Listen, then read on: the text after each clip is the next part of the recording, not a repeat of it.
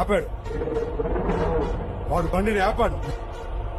బండి నా పేడ ఎప్పుడురా వాడు అట్టే నరుకుంటాను కదరా బండి. ఆ బండి నాపింది దేవరత.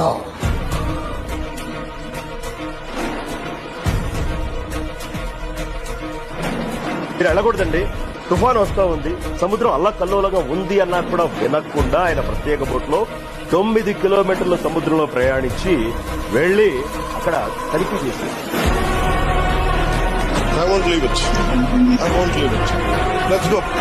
రామచంద్రమూర్తి ఒకసారి చంపేస్తానని ప్రతిజ్ఞ చేసినటువంటి వాడిని రక్షించడం అన్నది మాత్రం ఎవరికి సాధ్యం.